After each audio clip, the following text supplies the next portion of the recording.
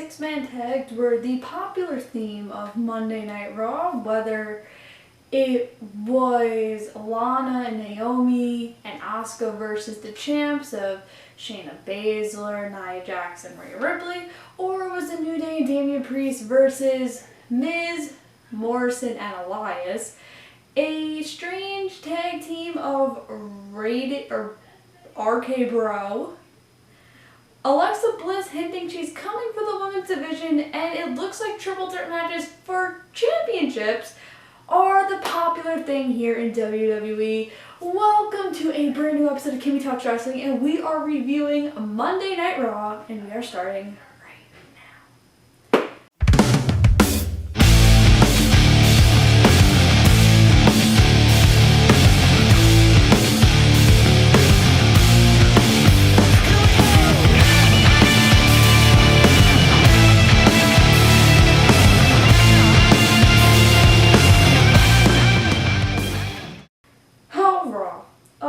Monday Night Raw.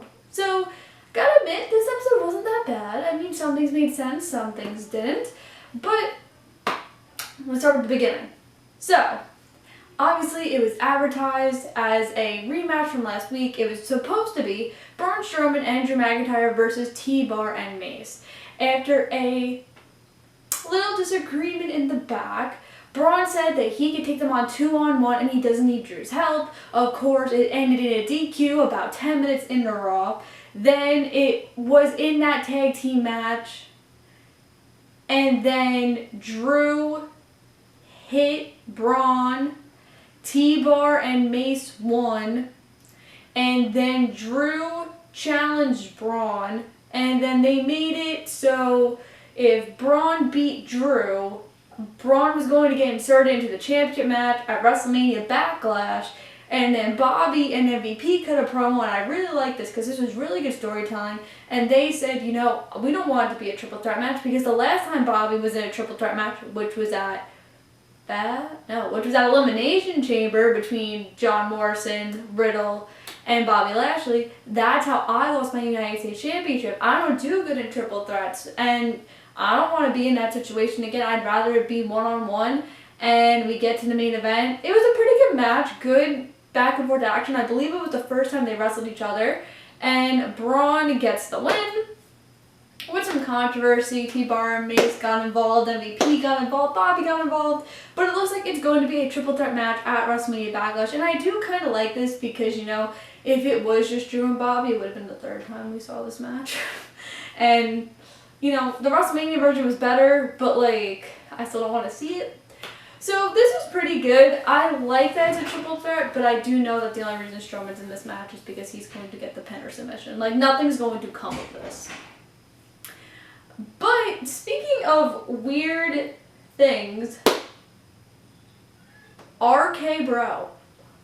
RK Bro. So, I don't even know how this tag team, like, got meshed together because I left the room for about, like, 5 minutes to then come back to this promo. So if I have it right, Orton was just like they were doing the backstage segment, and then Orton was like, well, you know, let's see how we could do as a tag team, and we have a match tonight. And then of course Riddle got all excited for no reason, and then it was Cedric Alexander and Shelton Benjamin versus RK Bro, and then RK Bro won, and then Orton just looked so mad throughout this entire thing. I kind of like the dynamic, and I like the duo. It's something, like, very out of the ordinary, and I feel like now when you need tag teams, because we don't really have tag teams, aka where are the tag team champions? It's been 3 Monday Night Raws, and we haven't seen them. Is AJ okay? Since we need new tag teams anyway, I don't mind this. You know, to me it just kind of sucks that Orton went from, like, a top feud with The Fiend, and now he's just with Riddle. But I wouldn't mind them, like, getting the tag titles. I mean, not right now. I mean, we don't even know where our tag champions are. But, well, not bad. I like the match. I just wish Cedric and Sheldon were, like, used for better things. But, speaking of tag teams, we saw 2 6-man tag team matches, because apparently 6-man tag team matches was just a theme this Monday Night Raw. So, first it was The New Day and Damian Priest versus The Miz, Morrison, and Elias. And to start it off, they did an unplugged version of Hey Hey Hop Hop, which then got interrupted, and then the New Day and Morrison, like the New Day and Damian Priest, not Morrison, threw like Rotten Tomatoes at them to like make fun of the performance, which was kind of funny. The match was pretty good. Obviously the faces won here. It was a pretty good back and forth, good match. I just wish like Priest was being used elsewhere. Like I would love if Priest just like challenges Sheamus, because I thought that was the direction we were going in. And now we have Humberto Carrillo just like jobbing to Sheamus. But I mean, it is what it is. I thought Maurice was gonna stay around a little bit longer, so I'm kind of upset about that too. I did like that the Miz was like, you know, it's not fair. Like we helped Bad Bunny like sell out his tour, and we didn't even get tickets. And then we turned to the woman, and of course the heels. Like this confuses me because Rhea Ripley's technically a heel, right? Because it's Ripley, Shayna, and Nia, and Shayna and Nia are heel, and they wrestled Lana, Naomi, and Asuka. And so the whole thing was like they did a backstage segment, and Shayna was talking to Nia and Reginald, and she was like, no more distractions, like we have to stay focused, don't be distracted with everything. And then Angel Garza gave Nia flowers, because we're suddenly using Angel Garza again, which I don't mind. And Nia threw the flowers in Mandy's face, and then they like spilt water, and Nia slipped on the water in the match, which was a distraction. And the heels won, so that was pretty exciting, but I guess we're just continuing this feud. But this was a pretty good match. It went a little long, but I mean, like, the women's segments haven't been used. Like, if you saw my Twitter, over the past month, no women's segment has gone longer than, like, 3 minutes, so don't mind. But just a little too long. Just a little too long. But it was pretty good. I like seeing, you know, all the women in action. But, speaking of women, Charlotte and Sonya are a duo, which kind of confuses me. Well, it doesn't confuse me. I just want to know, like, because Sonya was technically supposed to be on SmackDown.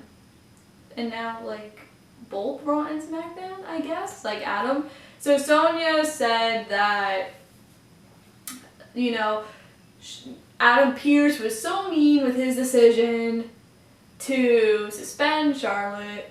So Charlotte paid her $100,000 fine in full, and she apologized to the referee, so now she's not suspended anymore.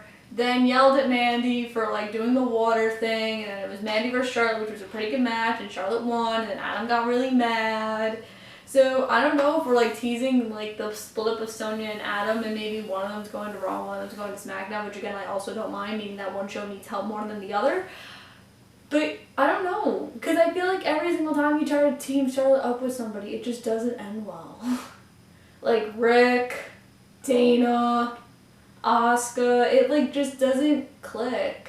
So I'm hoping this turns out better. I also want to know why maybe Sonya's not wrestling. I don't mind her in this role. I think she's doing a really good job as like the manager or WWE management, however you want to like say what she's doing right now. But I don't know. I guess we just gotta see where this goes. But I think that's all. I don't think anything else substantial happened on Raw. Like I said, I mean, Raw's been struggling the past couple weeks. This was probably the better of the past couple weeks of Mania. I mean, I also want to know where Almas and AJ are, and I'm kind of concerned. Like, part of me thinks Almas tested positive for COVID, which I kind of don't want to think, because that would mean he tested positive literally the day after WrestleMania. And I'm just like, bro. So I don't know. I mean, I guess the other thing significant was that Alexa's like gonna start wrestling again, which I'm really excited about. I like the Lily thing. I think it's kind of cool, but I like what people are saying on Twitter. Like, doesn't Bray have the ability to take Alexa's powers away? But I'd like to see where this is going. I want to see Alexa used more than The Fiend, though, because Bray always lost. I don't want Alexa to always lose. I want Alexa to win. You know, since she's more powerful, she should win more than Bray. Also, where is Bray? Like, what?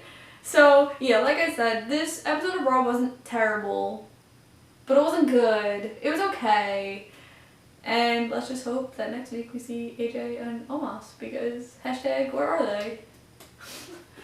But yeah, that's it for me. Make sure to like this video, comment what you guys thought about Raw, like, hate, all that good stuff. Make sure to click that bell for notifications and subscribe, and I'll see you guys tomorrow for our NXT review. And we have, speaking of 6-man tags, MSK and Kushida versus